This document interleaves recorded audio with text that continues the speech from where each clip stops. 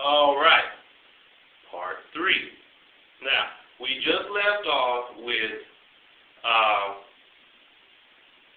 your recovery planning. And basically in your recovery planning, what you're doing is you're coming up with the professionals that are in your life that will help support you. Give you more specific. Let's say, for example, I have a substance abuse issue. And in addition to my substance abuse issue, that that wreck that I got into in the past, when I am put in a position that makes me feel like I was in the past, I start to exhibit the same symptoms that I did in the past. That's called PTSD. Basically, what will happen is you will begin to exhibit the same symptoms of when you got into the car wreck. I mean, it's just traffic. It's no big deal. But for that person who got into that car wreck, it is so severe. And so what you come to find out is that every day from work, what they end up doing is they end up taking the detour and going to the liquor store, or they end up going to the bar because, number one, they don't want to be in traffic, and number two, it helps unwind them. And so based on this situation that they've had, based on this PTSD and their substance abuse, they have a co-occurring disorder. Now, this co-occurring disorder is called a counselor who treats that is called a COPD counselor, co-occurring psychiatric and substance abuse disorders. That's the profession you want to deal with. If you have issues in regards to your family as far as abuse is concerned as a youth, a family specialist, parenting center, things of that nature, that's who you want. Those are the professionals, okay? Now, the creative fulfillment that you would deal with as far as the different activities are concerned, please make sure that you write them down so you can manipulate your agenda. Because what happens if you get bored of going to the bowling alley? Well, you need to mix and match if you have to. You want to make it as simplistic as possible and do that activity for that month, because that will promote a habit, it will promote consistency, and it will promote the ability to be able to stay stable and set up that particular boundary.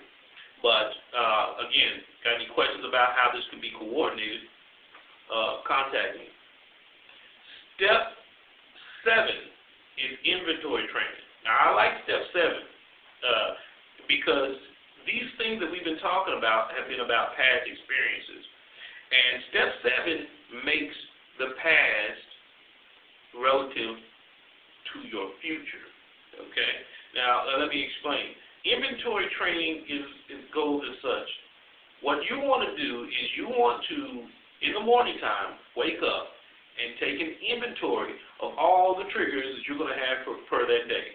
Whether it be a coworker, whether it be your boss, whether it be traffic, whether it be this person at the gas station that you have to go to because you live so far out and they're rude and they're this and they're that, or any variable that you might run into. Prepare yourself. Okay? Prepare yourself for any triggers that might take place and how you will go about dealing with it. Briefly. Okay? Then after you do that, when you come home that evening, take a look back at your day and see not only did you, A, encounter your trigger, but B, how did you do against it? Okay? Once you do that, and it becomes a habit, you're actually using your past experiences to help you deal with your future, and it makes it much more specific, if you will. Okay? You're not having to use the specific past instances, but you're looking at the immediate future incidences, if that makes sense. And your development or your ability to dissect your past experiences will help you make proper choices in your future. Next is step 8, which is family involvement. Now, with family involvement, you are telling your family or your support system all of what we've just talked about right now. Okay? You want them on the same page with you. And so what I'm doing, explaining this situation, is what you will be doing to your family. You'll be explaining your own situation to them. Talking about your triggers, talking about your emotional triggers, talking about the situations that provoke you. They might even give you insight that might be helpful for you that you didn't think about. Like, oh, okay.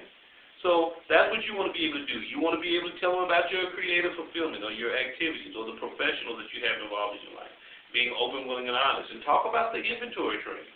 Do all of that. That's what they're there for. And last, Step 9 is the follow-up.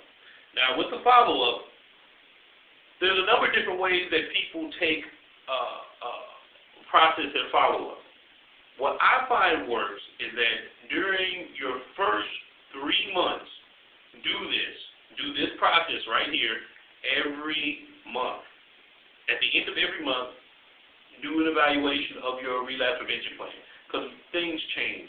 New employees come in, people get fired, all kinds of stuff happens, new routes on traffic, anything.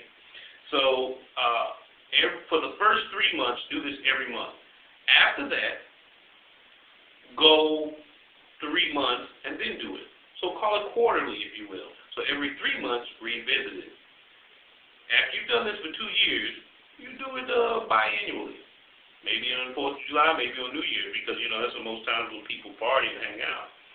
Or get into inappropriate behaviors, or just however you feel. But the main thing is, what you want to do is you want to make sure that you are reassessing your plan so that you don't screw up and mess up. Based on time frame, I want to kind of sum it up. 9 steps, 1 through 9, stabilization, assessment, relapse education, warning sign management, recovery planning, inventory training, family involvement, and the follow-up. Again, if you have any questions or concerns, or if you would like to get more information in detail, please email me at james.p@blackbread.net, and I have my own relapse prevention plan that I've developed that I can send you via email as an attachment.